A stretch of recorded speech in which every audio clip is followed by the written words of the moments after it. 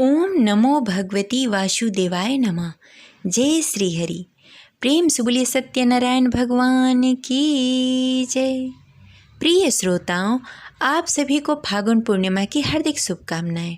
आज फागुन पूर्णिमा के शुभ अवसर पर चलिए सुनते हैं सत्यनारायण संपूर्ण कथा। तो प्रेम से बोलिए लक्ष्मी नारायण की जय, सत्यनारायण भगवान की जय। जय श्री हरि।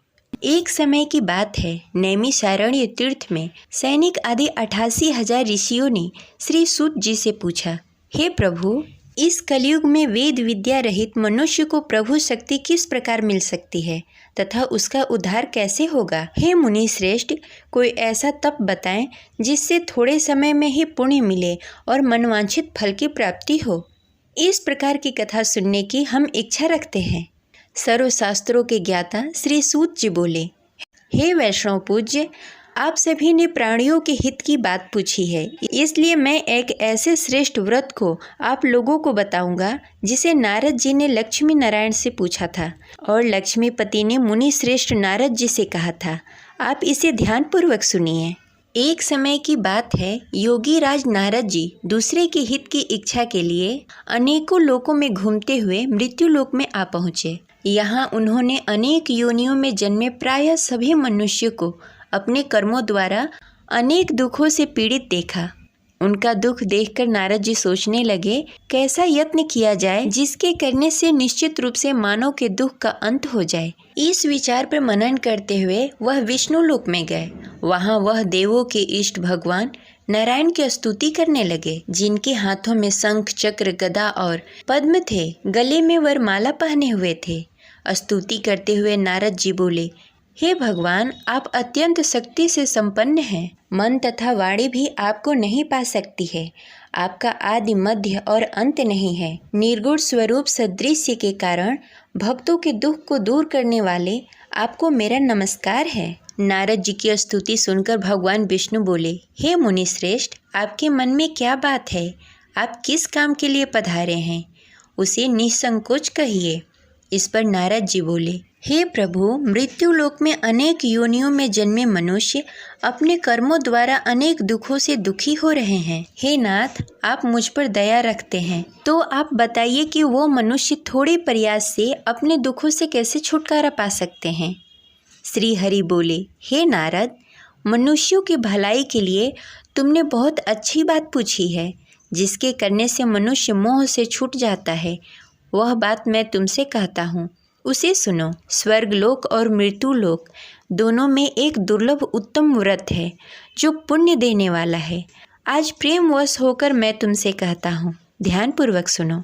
श्री सत्यनारायण भगवान का यह व्रत अच्छी तरह विधि विधान पूर्वक करने से मनुष्य तुरंत ही यहाँ सुख भोग कर मरने पर मोक्ष पाता है। श्री हरि की वचन सुनकर नारद जी बोले कि उस व्रत का क्या फल है और उसका विधान क्या है? यह व्रत किसने किया था? इस व्रत को किस दिन करना चाहिए? सभी कुछ विस्तार पूर्वक बताइए। नारद जी की बात सुनकर श्री हरि बोले, दुख व शोक को दूर करने वाला यह व्रत सभी स्थानों पर विजय दिलाने वाला है। मानव को भक्ति और श्रद्धा के साथ शाम को श्री सत्यनारायण की पूजा धर्मपरायण होकर ब्राह्मणों और बंधुओं के साथ करनी चाहिए। भक्ति भाव से ही नैवेद्य केले का फल, घी, दूध, गेहूं का आटा, गेहूं के स्थान पर साठी का आटा, शक्कर और गुड़ लेकर सभी भक्षण योग्य पदार्थों को मिलाकर भगवान का भोग बनाएं। ब्राह्मणों सहित बंधु बांधवों को भी भोजन कराएं। इसके बाद स्वयं भोजन करें। भजन कीर्तन के साथ भगवान के भक्ति में लीन हो जाएं। इस तरह से सत्यनारायण भगवान का व्रत करने पर मनुष्य की सारी इच्छाएं निश्चित रूप से पूरी होती है। इस कली काल अर्थात कलयुग में मृत्यु लोक में मोक्ष का यही एक सरल उपाय बताया गया है। इस प्रकार श्री सत्यनारायण व्रत कथा का प्रथम अध्याय संपन्न हुआ। तो प्रेम से बोलिए सत्यनारायण भगवान की जय। श्री सत्यनारायण कथा के दूसरे अध्याय के अनुसार श्री सूत जी बोले, हे ऋषियों, जिसने पहले समय इस व्रत को किया था उसका इतिहास कहता हूँ, ध्यान से सुनो। सुंदर काशीपुर नगरी में एक अत्यंत निर्धन ब्राह्मण रहता था। भूख प्यास से परेशान होकर वह धरती पर घूमता रहता। ब्राह्मणों से प्रेम करने वाले भगवान ने एक दिन ब्राह्मण का वेश धारण करके उसके पास जाकर पूछा, हे विप्र, नित्य दुखी होकर तुम पृथ्वी पर क्यों घूमते हो? दीन ब्राह्मण बोला, मैं निर्धन ब्राह्मण हूँ, भिक्षा के लिए धरती पर घूमता हूँ। हे भगवान, यदि आप इसका कोई उपाय जानते हो तो बताएं। वृद्ध ब्राह्मण कहता है, हे विप्र, सत्यनारायण भगवान मनोवांछित फल देने वाले हैं, इसलिए तुम उनका पूजन करो।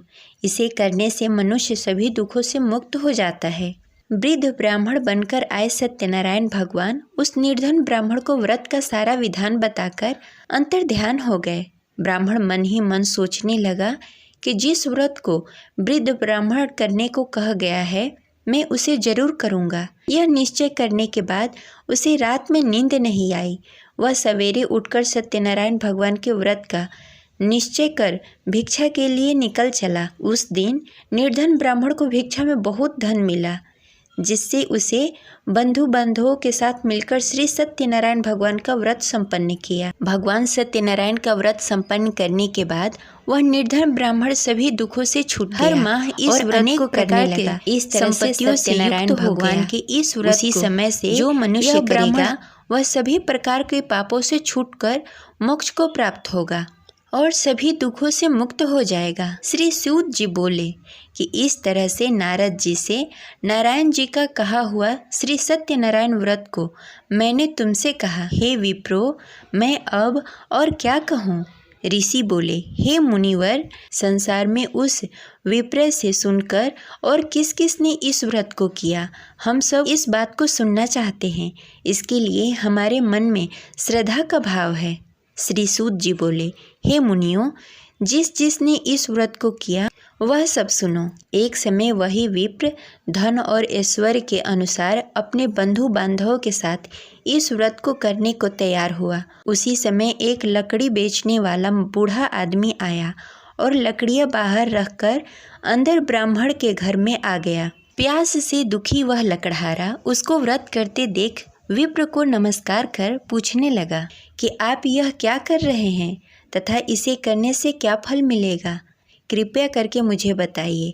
ब्राह्मण ने कहा कि सब मनोकामनाओं को पूरा करने वाला यह सत्यनारायण भगवान का व्रत है। इनकी कृपा से ही मेरा घर धन्य धान्य आदि से भरा हुआ है। विप्र से सत्यनारायण व्रत के बारे में जानकर लकड़हारा बहुत प्रसन्न हुआ। चरणामृत लेकर वह प्रसाद खाने के बाद वह अपने घर गया। लकड़हारे ने अपने मन में संकल्प लिया कि आज लकड़ी बेचकर जो धन मिलेगा उसी से श्री सत्यनारायण भगवान का उत्तम व्रत करूँगा। मन में इस विचार को लेकर बूढ़ा आदमी सिर पर लकड़ियाँ रखकर नगर में बेचने गया। जहाँ धनी लोग ज़्यादा रहते थे, उस नगर में उसे अपनी लकड़ियों का दाम पहले से 4 गुना अधिक मिला। बूढ़ा व्यक्ति प्रसन्नता के साथ दान लेकर केले, शक्कर, घी, दूध, दही और गेहूं का आटा लेकर श्री सत्यनारायण भगवान के व्रत की अन्य सामग्री लेकर अपने घर को गया।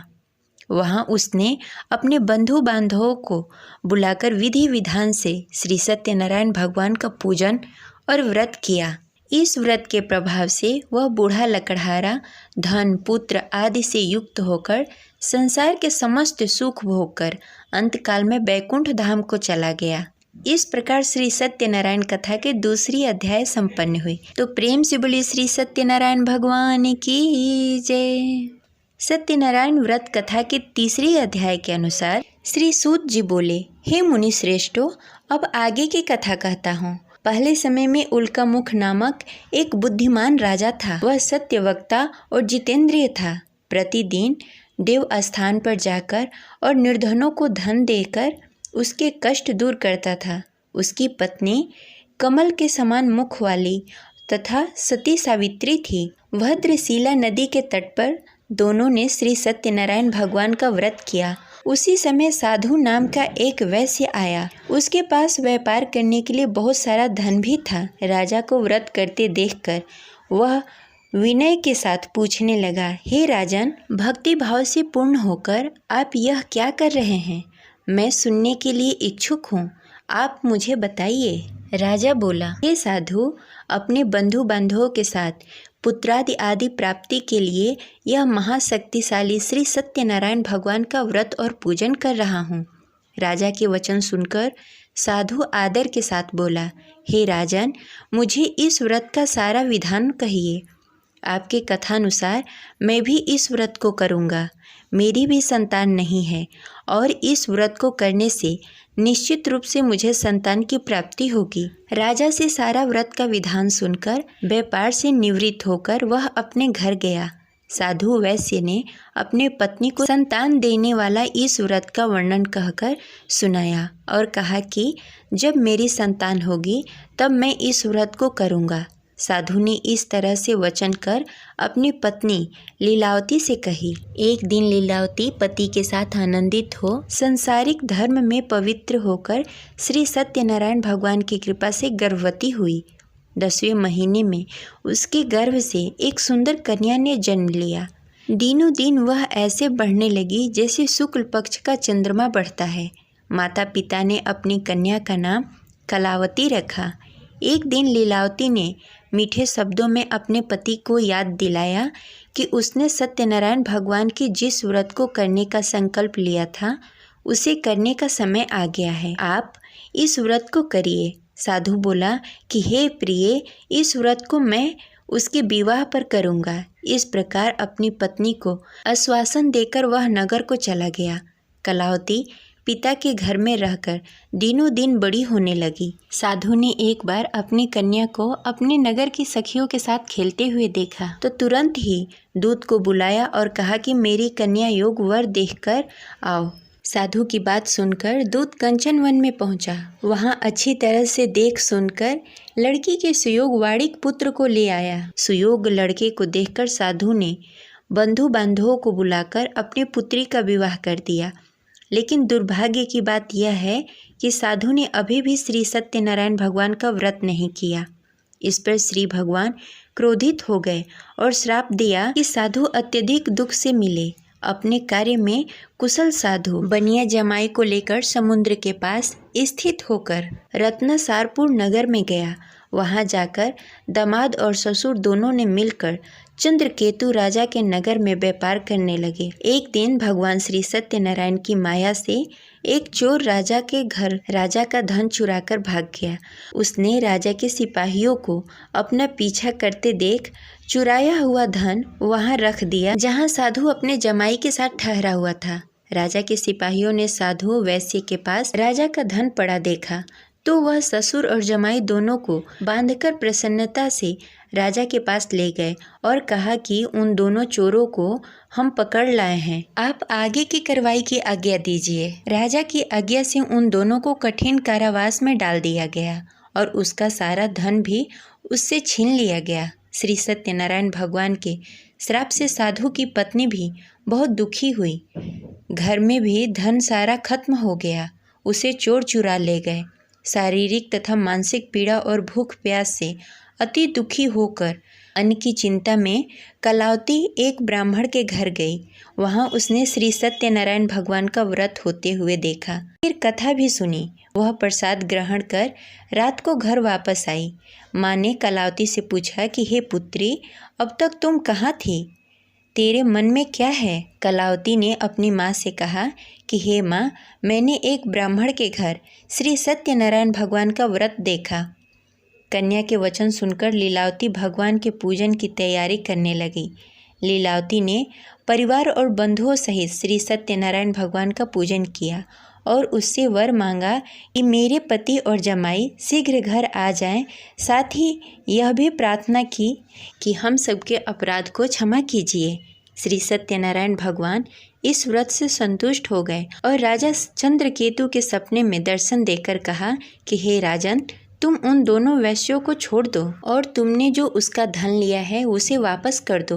अगर तुमने ऐसा नहीं किया तो मैं तुम्हारा धन, राज्य, संतान सभी को नष्ट कर दूंगा। राजा को यह सब कहकर भगवान अंतर ध्यान हो गए। प्रातःकाल सभा में राजा ने अपना सारा सपना सबको सुनाया। फिर बोले कि वड़िक पुत्रों को कैद से मुक्त कर सभा में लाओ। दोनों ने आते ही राजा को प्रणाम किया। राजा मीठी वाणी में बोला कि हे महानुभाव, भाग्यवश ऐसा कठिन दुख तुम्हें प्राप्त हुआ है, लेकिन अब तुम्हें कोई भय नहीं है। ऐसा कहकर राजा ने उन दोनों को नए वस्त्र आभूषण भी पहनाए और जितना धन उनका लिया था उसे दुगना धन वापस कर दिया। दोनों वैसे अपने घर को चले गए। इस प्रकार सत्यनारायण व्रत कथा की तीसरी अध्याय संपन्न हुई। तो प्रेम से बोलिए भगवान सत्यनारायण की जय। सत्यनारायण कथा के चौथे अध्याय के अनुसार सूत जी बोले, वैश्य ने मंगलाचार कर अपनी यात्रा प्रारंभ की और अपने घर की ओर चल पड़ा। उसके थोड़ी दूर जाने के बाद एक दंडी वेशधारी श्री सत्यनारायण ने उससे पूछा, हे साधु, तेरे नाम में क्या है? अभिवाड़िक वड़िक हंसता हुआ बोला, हे दंडी, आप क्यों पूछते हैं? क्या धन लेने की इच्छा है? मेरे नाव में तो बेल और पत्ते भरे हुए हैं। वैश्य के कठोर वचन सुनकर भगवान बोले, तुम्हारा वचन सत्य हो। दंडी ऐसे वचन कह वहाँ से दूर चले गए। कुछ दूर जाकर समुद्र के किनारे बैठ गए। दंडी के जाने के बाद साधु वैश्य ने नित्य क्रिया के पश्चात नाव को ऊंची उठते देखकर अचंभा माना और नाव में बेल पत्ते आदि देखकर मूर्छित होकर जमीन पर गिर पड़ा। मूर्छा खुलने पर वह अत्यंत शोक में डूब गया। तब उसका दामाद बोला कि आप शोक न मनाएं, यह दंडी का श्राप है, इसलिए हमें उसके शरण में जाना चाहिए, तभी हमारी मनोकामना पूरी होगी। दामाद की बात सुनकर वह दंडी के पास पहुंचा और अत्यंत भक्ति भाव से नमस्कार करके बोला, मैंने आपसे जो असत्य वचन कहे थे उसके लिए मुझे क्षमा कर दें। ऐसा कहकर महान शोकातुल्य होकर रोने लगा। तब दंडी भगवान बोले, हे वड़िक पुत्र, मेरी आज्ञा से बार बार तुम्हें दुख प्राप्त हुआ है, तुम मेरी पूजा से विमुख हुआ। साधु बोला, हे भगवान, आपकी माया से ब्रह्मा आदि देवता भी अपने रूप को नहीं जानते, तब मैं अज्ञानी कैसे जान सकता हूँ? आप प्रसन्न होइए। अब मैं समर्थ के अनुसार आपकी पूजा करूँगा। मेरी रक्षा करो और पहले के समान नौका में धन भर दें। साधु वैश्य की भक्ति पूर्वक वचन सुनकर भगवान प्रसन्न हो गए और उसकी इच्छानुसार वरदान देकर अंतर्ध्यान हो गए। ससुर दामाद जब नाव पर आए तो नाव धन से भरी हुई थी। फिर वहीं अपने अन्य साथियों के साथ सत्यनारायण भगवान का पूजन कर अपने नगर को चल दिए। जब नगर के नज़दीक पहुँचे तो दूत को घर पर खबर करने के लिए भेज दिया। दूत साधु की पत्नी को प्रणाम कर कहता है, मालिक अपने दामाद सहित नगर के निकट आ गए हैं। दूत की बात सुनकर साधु की पत्नी लीलावती ने बड़े हर्ष के साथ सत्यनारायण भगवान का पूजन कर अपनी पुत्री कलावती से कहा कि मैं अपने पति के दर्शन को जाती हूँ, तू कार्य पूर्ण कर शीघ्र आ जाना। माता के ऐसे वचन सुनकर कलावती जल्द से प्रसाद छोड़कर अपने पति के पास चली गई। प्रसाद की अवहेलना के कारण श्री सत्यनारायण भगवान रुष्ट हो गए और नाव सहित उसके पति को नाव में डुबो दिया। कलावती अपने पति को ना पाकर रोती हुई जमीन पर गिर पड़ी। नौका को डूबा हुआ देखकर वह कन्या को रोता देख साधु दुखी होकर बोला कि हे प्रभु, मुझसे तथा मेरे परिवार से जो भूल हुई है उसे क्षमा करें। साधु की दीन वचन सुनकर श्री सत्यनारायण भगवान प्रसन्न हो गए और आकाशवाणी हुई, हे साधु, तेरी कन्या मेरी प्रसाद को छोड़कर आई है, इसलिए उसका पति अदृश्य हो गया है। यदि घर जाकर प्रसाद खाकर लौटती है तो उसे उसका पति अवश्य मिलेगा। ऐसी आकाशवाणी सुनकर कलावती घर पहुंचकर प्रसाद ग्रहण करती है और फिर आकर अपने पति के दर्शन करती है। उसके बाद साधु अपने बंधु बांधवों के सहित श्री सत्यनारायण भगवान की विधि विधान से पूजा करता है तथा इस लोक से सुख भोग कर अंत में स्वर्ग को जाता है। इस प्रकार सत्यनारायण व्रत कथा की चतुर्थ अध्याय संपन्न हुई। प्रेम से बोले श्री सत्यनारायण भगवान की जय। श्री सत्यनारायण भगवान के पंचम अध्याय के अनुसार श्री सूत जी बोले, हे ऋषियों, मैं और भी एक कथा सुनाता हूँ, उसे ध्यान पूर्वक सुनो। प्रजा पालन में लीन तुंगध्वज नामक एक राजा था। उसने भी भगवान का प्रसाद त्याग कर बहुत दुख सहन किया। एक बार वन में जाकर वन्य पशुओं को मारकर वह बड़ के पेड़ के नीचे आया। वहाँ उसने ग्वालों को भक्ति भाव से अपने बंधुओं के सहित सत्यनारायण भगवान का पूजन करते देखा अभिमानवश राजा ने उन्हें देखकर भी पूजा स्थान में नहीं गया, न ही उसने भगवान को नमस्कार किया। ग्वालों ने राजा को प्रसाद दिया, लेकिन उसने वह प्रसाद नहीं खाया और प्रसाद को वहीं छोड़कर अपने नगर को चला आया।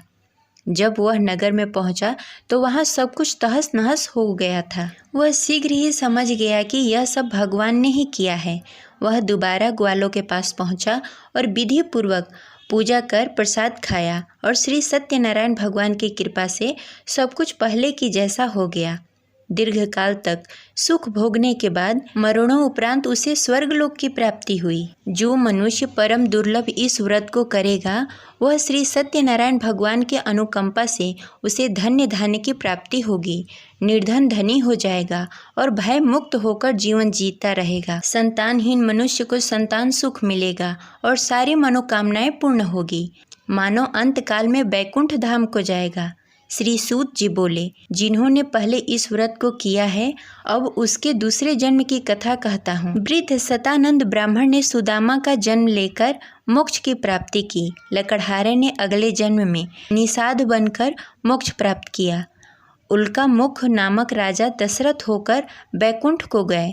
साधु नाम के वैश्य ने मोर ध्वज बनकर अपने पुत्र को आरे से चीरकर मोक्ष पाया। महाराज तुंग ध्वज ने स्वयंभू होकर भगवान के भक्ति युक्त होकर कर्म का मोक्ष पाया। इस प्रकार श्री सत्यनारायण व्रत कथा पंचम अध्याय संपन्न हुई। तो प्रेम से बोले श्री सत्यनारायण भगवान की जय। आशा करते हैं आपको यह कथा अच्छी लगी होगी। तो इस वीडियो को लाइक करें और ज़्यादा से ज़्यादा लोगों को शेयर करें। मिलते हैं अगले वीडियो में, तब तक के लिए हर हर महादेव। जय शिव शंभू।